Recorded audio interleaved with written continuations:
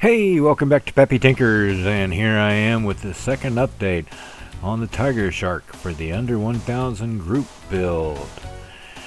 And before we get into that, if you're interested in a cool armor contest down here in Pensacola next April, there's the information for that. So, where we left you last time, I had it in primer and I was thinking about the paint code, or what color to paint this. I went with a nice sparkly silver, and I'm thinking there's going to be a candy on top of that. But I was looking at these stripes and I think it needed more.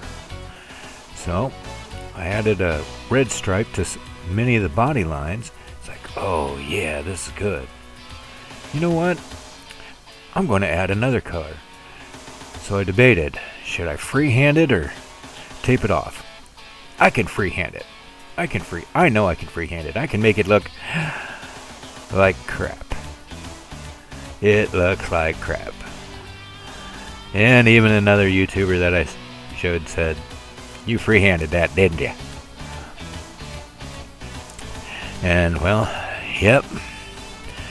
She didn't even have to see this little video of it to know that it was crap.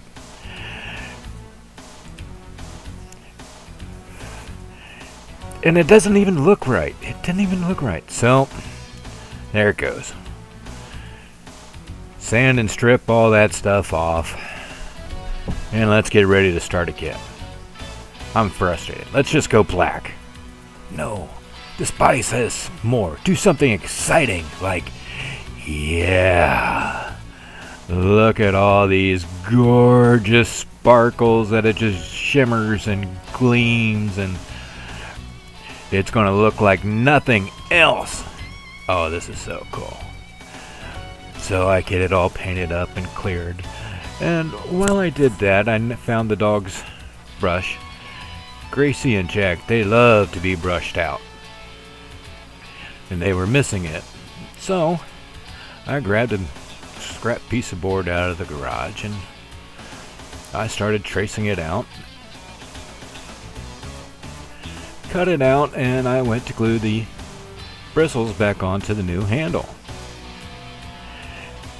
And that's when it happened. Yep, right there. A drop of glue just burned through the paint. Burned through the paint.